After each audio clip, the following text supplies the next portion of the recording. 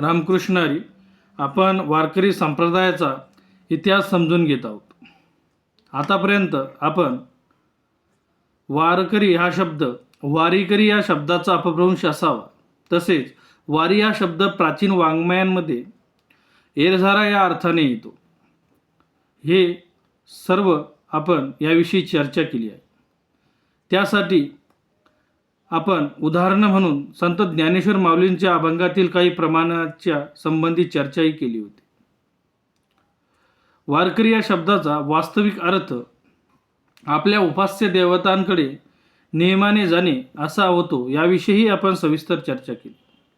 वारकरी पंथास माळकरी पंथ आणि भागवत धर्म अशा दोन नावानेही ओळखले जाते, हे आपण बघितलं.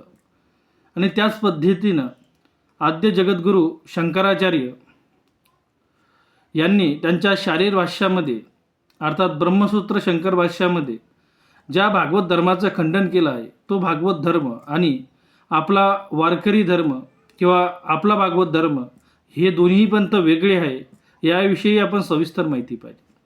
आचार्य खंडित भागवत धर्म हा द्वैती होता आणि आपला वारकरी धर्म किंवा आपला भागवत धर्म हा भक्तिप्रधान जरी असला तरी तो अद्वैत मताचा पुरस्कर्ता आहे. आचार्य खंडित भागवत धर्मामध्ये जी चतुर्व्यूह कल्पना होती, ज्याच्यात वासुदेव, संकर्षण, प्रद्युम्न आणि अनिरुद्ध अशी ही जी चतुर्व्यूह कल्पना आहे, त्या व्यूह कल्पनेचा आपल्या वारकरी संप्रदायामध्ये यात किंचितही मागमूस नाही. त्यामुळे आपला भागवत धर्म आणि आचार्य खंडित भागवत धर्म हे दोन्हीही संप्रदाय, हे दोन्ही पंथ वेगवेगळे आहे, याविषयी आपण सविस्तरपणे मागील भागापर्यंत बघितलं. आता वारकरी संप्रदायाचं मुख्य लक्षण आणि वारकरी या शब्दाचा अर्थ बघितल्यानंतर आपण आता वारकरी संप्रदायाच्या इतिहासाकडे वळणार आहोत. वारकरी हा संप्रदाय वैदिक धर्मांतर्गत येतो, ही वारकऱ्यांची श्रद्धा आहे. तरीसुद्धा काही अभ्यासक वारकरी पंथातील साधूंनी हा वारकरी पंथ स्थापला त्यावेळेस त्यांचा हेतू हा वैदिक धर्माविरुद्ध बंड पुकारणे हा होता किंवा वैदिक धर्माविरुद्ध क्रांती घडवून आणणे हा होता, असे ते मानतात. जसे की बौद्ध अथवा जैन धर्म हे वेदविरुद्ध धर्म आहे, तसाच आपला वारकरी पंथही हा वेदविरुद्ध आहे, असे काही लोकांचे मत आहे. पण वास्तविक स्थिती अगदी वेगळी आहे.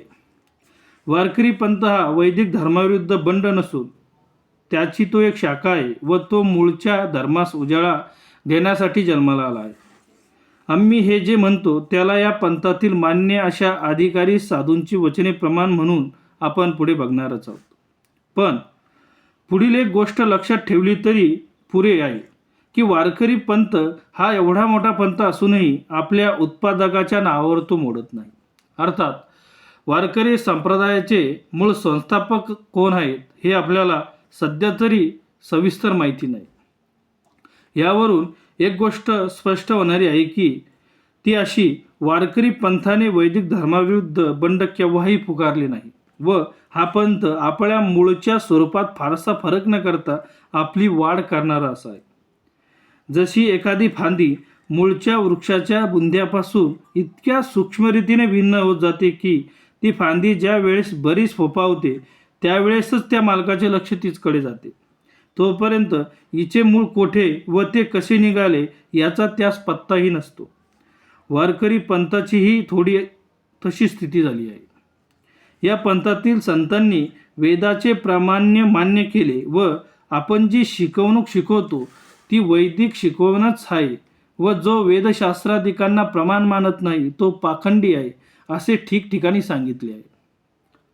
याविषयी आपण काही प्रमाणसुद्धा बघू शकतो. ज्ञानेश्वरीमध्ये माऊली म्हणतात, या कारणे पे बापा जया आथी आपुली कृपा तेने वेदांचिया निरोपा आन कीजे पै अहितापासुनी काढिती हित देऊनी वाढविती नाही श्रुती परवती माऊली जगा नास्तिका द्यावया तोंड वेदांचे गांडे बंड ते देखोनी पाखंड आनीची वाजे वेदमार्गे मुनी गेले माऊली म्हणतात, वेदमार्गे मुनी गेले त्याची मार्गे चालिलो, न कळची विषय अंदा म्हणून उघड बोलिलो.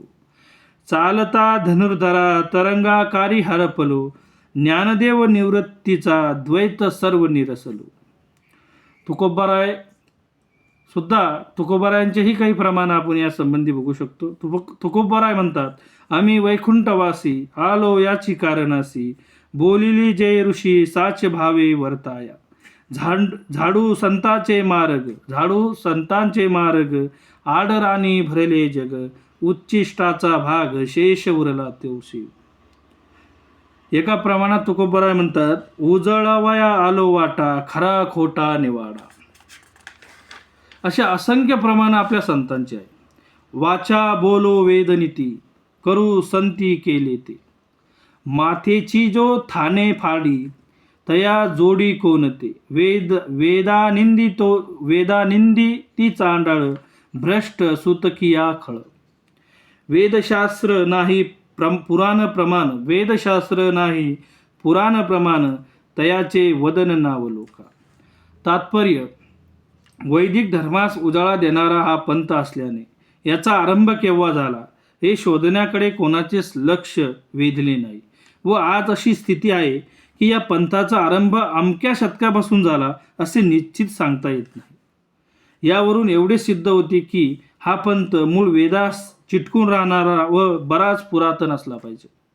वारकरी पंथाचा इतिहास सांगताना सोयीकरता याचे आपण काही भाग पाडू शकतो आणि आपण त्या भागानुसार किंवा ते भाग पाडून तत्संबंधी विचार करण्यास आपल्यालाही ते भाग पाडून सोपे जाते. तर आपण त्याचे काही भाग पाडून, जसे की आरंभाचा अथवा श्री ज्ञानदेवांच्या पूर्वीचा काळ, श्री ज्ञानदेव नामदेव यांचा काळ, श्री भानुदास व एकनाथ यांचा काळ, श्री तुकोबा व निळोबाराय यांचा काळ, तदनंतरचा म्हणजे आतापर्यंतचा काही 300-400 वर्षांचा काळ, असे आपण काही काळाचे भाग पडून आता वारकरी संप्रदायाचा इतिहास हळूहळू समजणार आहोत किंवा समजून घेणार आहोत. रामकृष्ण हरी.